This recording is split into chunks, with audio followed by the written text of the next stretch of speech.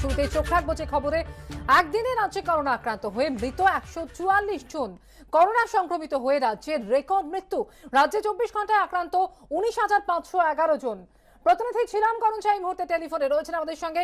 ঝিলাম, গত 24 ঘন্টায় রাজ্যে করোনা আক্রান্ত এবং মৃতের সংখ্যা এবং একই সঙ্গে জেলার ছবিটাই বা ঠিক কি? একদমই যেমন বলছিল, রাজ্যে নতুন করে করোনা আক্রান্ত হয়েছে 19,511 জন এবং আজকে গত 24 ঘন্টায় যেটা দেখা যাচ্ছে 144 জন মারা গিয়েছেন এবং যতজন আক্রান্ত হয়েছেন তার মধ্যে সংখ্যার নিরিখে সবচেয়ে বেশি আক্রান্ত হয়েছে উত্তর 24 পরগনা থেকে 4,279 এবং তারপরেই কলকাতার সংখ্যাটা আছে 3,951 এবং মৃতের সংখ্যার নিরিখে উত্তর 24 পরগনাতে মৃতের সংখ্যা 35 এবং ঠিক তারপরে দ্বিতীয় স্থানে রয়েছে কলকাতা 30। অর্থাৎ যেটা বারবার দেখা যাচ্ছে, সারা রাজ্যে করোনা আক্রান্তের সংখ্যা নিরিখে উত্তর 24 পরগনা কলকাতাকে ছাপিয়ে গিয়েছে এবং সারা রাজ্যে উত্তর 24 পরগনা এবং কলকাতায় মৃতের সংখ্যা সবচেয়ে বেশি, আক্রান্তের সংখ্যাও সবচেয়ে বেশি উত্তর 24 পরগনা এবং দ্বিতীয় স্থানে রয়েছে কলকাতা। এবং এই দুই জায়গাতেই সারা রাজ্যে যত আক্রান্ত তার একটা বড় অংশ এই দুই জেলাতেই, তেমনটাই বলছে স্বাস্থ্য দপ্তর এবং রিপোর্টেও সেটা দেখা যাচ্ছে। ধন্যবাদ ঝিলাম। রাজ্যে কার্যত লকডাউন। কাল থেকে 30 মে পর্যন্ত রাজ্যে কড়াকড়ি। সব স্কুল কলেজ শিক্ষা প্রতিষ্ঠান বন্ধ থাকবে। সব সরকারি বেসরকারি অফিস এবং প্রতিষ্ঠান বন্ধ থাকবে। জরুরি পরিষেবা ছাড়া সব দফতর বন্ধ থাকবে। শপিং মল, স্পা, রেস্তোরাঁ, gym, sports complex, swimming pool, cinema hall বন্ধ থাকবে। মুদির দোকান, বাজার, হাট, দুধ, রুটি, মাছ, মাংস, সবজির দোকান সকাল 7টা থেকে 10টা অবধি খোলা। মিষ্টির দোকান সকাল 10টা থেকে বিকেল 5টা পর্যন্ত খোলা থাকবে। লোকাল ট্রেন, মেট্রো, বাস পরিষেবা, ফেরি চলাচল বন্ধ থাকবে। ট্যাক্সি, অটো চলাচল জরুরি পরিষেবা ছাড়া বন্ধ থাকবে। রাজ্যের মধ্যে জরুরি পরিষেবা ছাড়া পণ্য পরিবহনও বন্ধ। সব ধরনের জমায়েত বন্ধ থাকবে। 50% শ্রমিক নিয়ে চা বাগান খোলা থাকবে। এছাড়া জুট মিলগুলিকে 30% শ্রমিক নিয়ে চালু রাখার অনুমতি। ব্যাংক 10টা থেকে 2টা পর্যন্ত খোলা থাকবে। এটিএম চালু থাকবে। Petrol pump, auto repair shop খোলা থাকবে। বিয়ের অনুষ্ঠানে 50 জনের বেশি আমন্ত্রিত নয়। সৎকারে 20 জনের বেশি জমায়েত নয়। বিধিনিষেধ না মানলে মহামারী আইনে ব্যবস্থা নেওয়া হবে।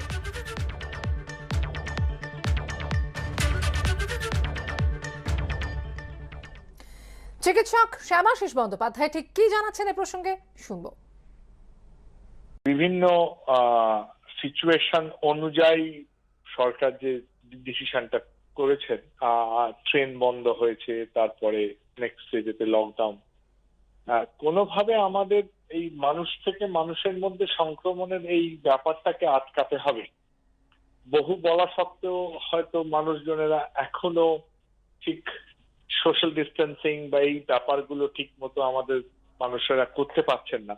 হেন্স এটা ব্রেক করার জন্য একটা কিছু ইন্টারভেনশনের দরকার ছিলই এবং সেই ইন্টারভেনশনটা কাল থেকে হচ্ছে। আশা করা যাচ্ছে 2 উইকসের মধ্যে এই ট্রান্সমিশন রেটটা কমবে, যার ফলে আমরা যে হঠাৎ করে একটা অ্যাভারেজ 10% পজিটিভিটি রেট থেকে প্রায় 25-26% পজিটিভিটি রেট হয়ে গেছিল, 30% মাঝখানে হয়েছিল কয়েকদিনের জন্য, সেই জায়গাটাতে একটা ইমপ্রুভমেন্ট আসবে।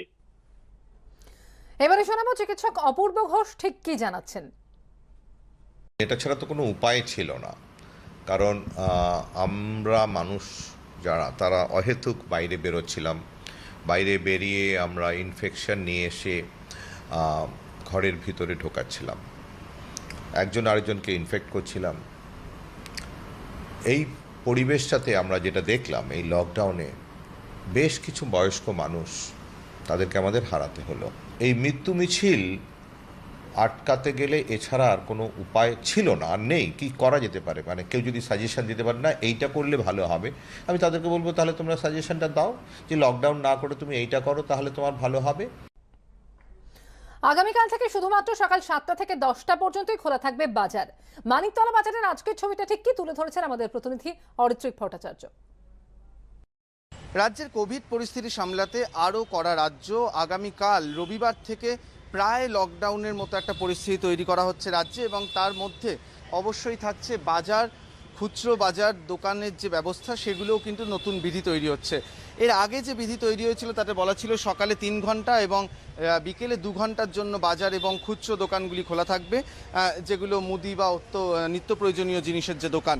এবারের যে নতুন বিধি চালু হচ্ছে আগামী 15 দিনের জন্য, সেখানে বলা হচ্ছে শুধুমাত্র সকালবেলা 7টা থেকে 10টা বাজার খোলা থাকবে এবং খুচরো যে নিত্য প্রয়োজনীয় জিনিসের দোকান খোলা থাকবে। এই মুহূর্তে মানিকতলা বাজারের যে ছবি দেখছি, দুপুরবেলা প্রত্যেকটি দোকান বন্ধ।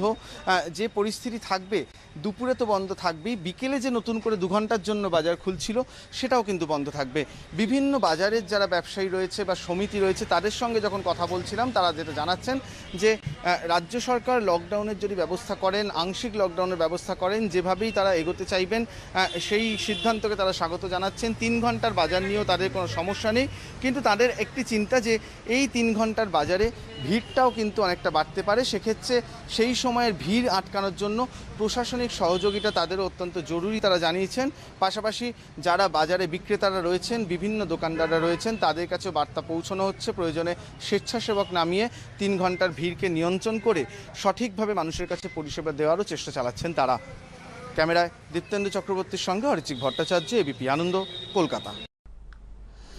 কাল থেকে 15 দিনের জন্য রাজ্যে কার্যত লকডাউন। মদের দোকানের সামনে উপচে পড়া ভিড়, দূরত্ববিধি শিখিয়ে তুলে হুড়োহুড়ি ক্রেতাদের।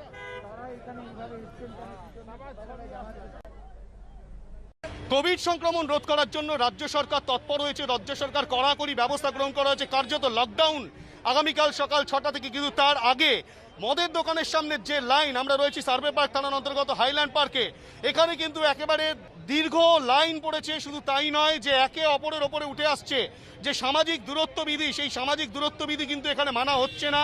কে কত আগে পৌঁছতে পারে এবং সেই লাইন কিন্তু দীর্ঘ থেকে দীর্ঘতর হয়েছে, সেই চিত্রই উঠে আসছে। কলকাতা শহরের বিভিন্ন প্রান্তে প্রায় একই ছবি বলা যেতে পারে।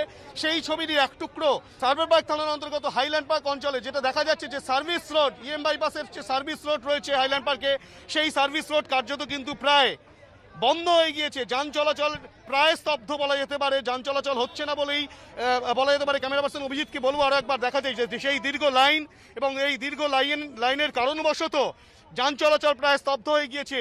একে অপরের গায়ের ওপরে উঠে আসছেন। সামাজিক যে দূরত্ববিধি, সেই সামাজিক দূরত্ববিধি কিন্তু এখানে মেনে চলা হচ্ছে না।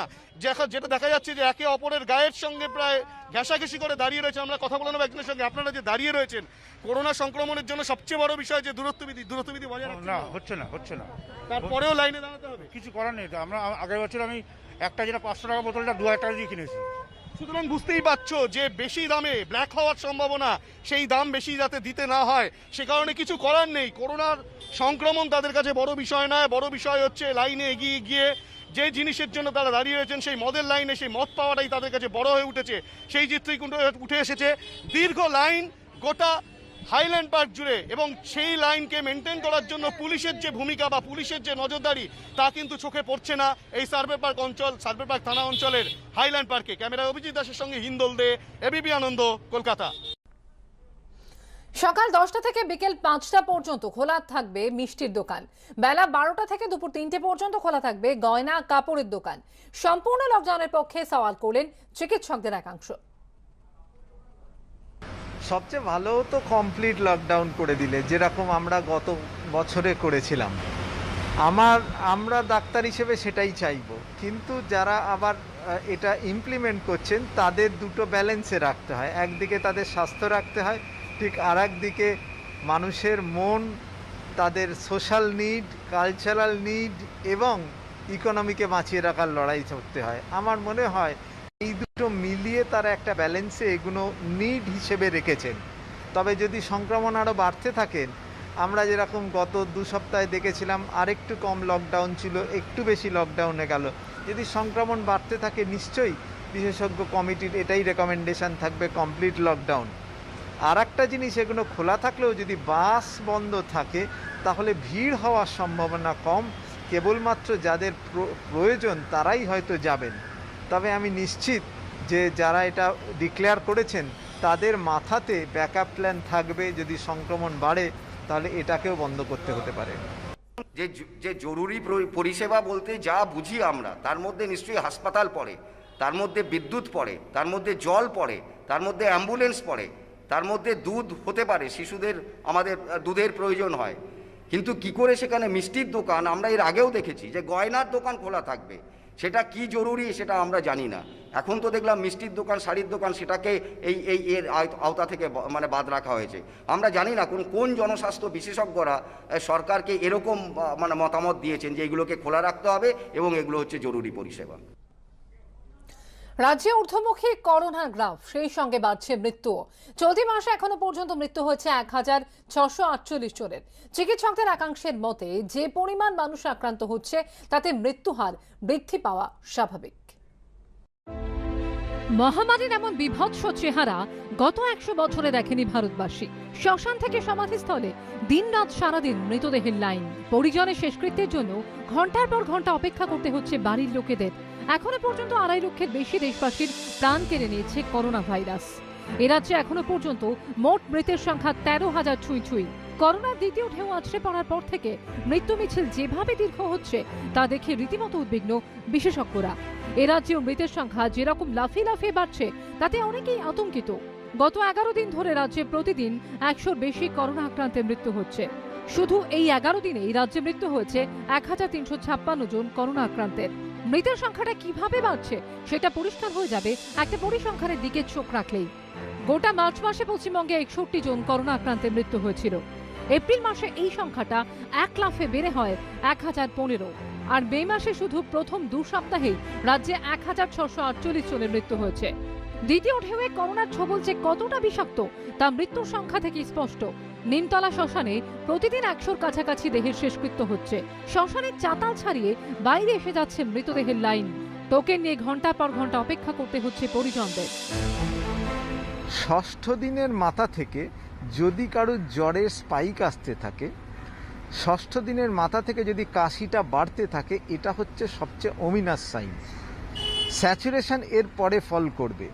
সুতরাং এই যে জোনটা 6ষ্ঠ থেকে 8ম দিন, এই ফেজে যদি ক্লোজ মনিটরিং করে ভর্তির প্রয়োজন হলে ভর্তি, স্টেরয়েডের প্রয়োজন হলে স্টেরয়েডটা ইনস্টিটিউট করা যায়, তাহলে সাইটোকাইন স্টর্মটাকে আমরা কন্ট্রোল করতে পারবো। রাজ্যে করোনা সংক্রমিতের সংখ্যা যেভাবে বেড়ে চলেছে তাও যথেষ্ট উদ্বেগজনক। মার্চ মাসে পশ্চিমবঙ্গে করোনা আক্রান্ত হয়েছিলেন 11,797 জন। মাত্র 1 মাস পর এপ্রিলে এই সংখ্যাটা লাফিয়ে পৌঁছে যায় 2,41,451-তে। আর চলতি মাসের মাঝামাঝি পর্যন্তই রাজ্যে করোনা আক্রান্ত হয়েছেন 2,66,436 জন। সেই সঙ্গে বেড়েছে মৃতের সংখ্যাও। আমরা দেখতে পাচ্ছি আমাদের হাসপাতালগুলোতে যে যারা এই অবস্থাতে আসছে, মানে অনেক ক্ষেত্রেই হচ্ছে, আমি সাধারণ মানুষকেই এই বার্তাটা দিতে চাই যে আপনারা দ্রুত আসুন। আপনারা বড্ড বেশি দেরি করে ফেলছেন। যে পর্যায়ে আপনারা আসছেন সেই পর্যায় থেকে আপনাদেরকে ফিরিয়ে দেয়া জীবন বা সেই জায়গায় অনেক ক্ষেত্রেই আমাদের সম্ভব হচ্ছে না। মানুষ অসুস্থ হলে তাদেরও উদ্যোগ নিয়ে সঠিক সময়ে হাসপাতাল বা স্বাস্থ্যকর্মী বা চিকিৎসকের কাছে যাওয়া দরকার। সেখানে বিলম্ব হলেও মৃত্যু ঠেকানো যাবে না। এই পরিস্থিতিতে রাজ্যে 15 দিনের জন্য কার্যত লকডাউন ঘোষণা হয়েছে। আরও বাড়ানো হয়েছে কড়াকড়ি। কিন্তু ভয়ঙ্কর এই ভাইরাসের দাপট কতদিনে নিয়ন্ত্রণে আসবে? তার আগে আরো কত কি কেড়ে নেবে করোনা?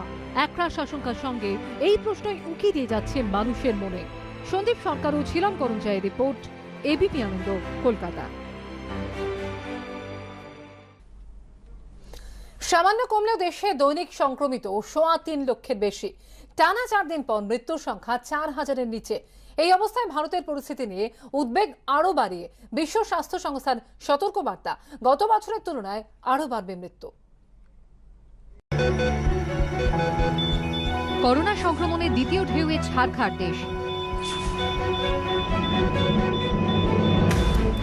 নিভছে না চিতার আগুন। স্বজন হারানোর বেদনায় ভারী হচ্ছে বাতাস। চারিদিকে ঘোর সংকট। এই পরিস্থিতিতে উদ্বেগ আরো বাড়িয়ে বিশ্ব স্বাস্থ্য সংস্থার সতর্কবার্তা, গত বছরের তুলনায় মৃতের সংখ্যা আরো বাড়বে। COVID-19 has already cost more than 3.3 million lives, and we're on track for the second year of this pandemic to be far more deadly than the first. দেশের করোনা পরিস্থিতি যে কতটা উদ্বেগজনক তা পরিসংখ্যানে চোখ রাখলেই স্পষ্ট। কেন্দ্রীয় স্বাস্থ্য মন্ত্রকের শনিবারের পরিসংখ্যান বলছে 4 দিন পর দৈনিক মৃতের সংখ্যা 4000-এর নিচে নামলেও তা খুব একটা স্বস্তিদায়ক নয়। দেশে করোনায় মোট মৃত্যু 2,66,000 ছাড়িয়ে গিয়েছে। অন্যদিকে সামান্য কমলেও এখনো একদিনেই সংক্রমিত হয়েছেন 3.25 লক্ষের বেশি মানুষ। সব মিলিয়ে মোট আক্রান্ত 2.5 কোটি ছুঁই। দৈনিক মৃত্যু ও সংক্রমণ খানিকটা কমলেও এতে যে আপাতত কোনো স্বস্তি মিলবে না তা বিশ্ব স্বাস্থ্য সংস্থার সতর্কবাণীতেই পরিষ্কার। We're on track for the second year of this pandemic to be far more deadly than the first. Saving lives and livelihoods with a combination of public health measures and vaccination, not one or the other, is the only way out of the pandemic. শুধু নয়, অতিমারির বর্তমান অবস্থা এবং টিকাকরণ নিয়ে বারবার সতর্ক করছেন চিকিৎসকরাও। এটা মনে রাখতে হবে যে করোনা কিন্তু একটা গ্লোবাল ডিজিজ। কোনো একটা দেশের মধ্যে যদি কোনো পৃথিবীর কোনো একটা সেন্টারের মধ্যে যদি এটার প্রাদুর্ভাব থেকে যায় বা বাড়তেই থাকে, সেখান থেকে কিন্তু পুরো পৃথিবী জুড়ে এটা আবার ছড়িয়ে পড়তে সময় লাগবে না। ডেফিনেটলি আমরা আমাদের দেশকে প্রায়োরিটি দেবো, সেরকম খেয়াল রাখতে হবে যেন গ্লোবাল ইরাডিকেশন হয়। তো এই গ্লোবাল ইরাডিকেশনের জন্য গোটা পৃথিবী জুড়ে অ্যাপ্রোপ্রিয়েট এবং মাস ভ্যাকসিনেশন দরকার। এবং এতে কিন্তু যে সংস্থাগুলো রয়েছে WHO, ইউনিসেফ এবং যেগুলো ডেভেলপড কান্ট্রি রয়েছে তাদেরকে এগিয়ে আসতে হবে। সবাইকে একসঙ্গে এগিয়ে আসাটার নাম হচ্ছে ইন্টারসেক্টরাল কোঅর্ডিনেশন।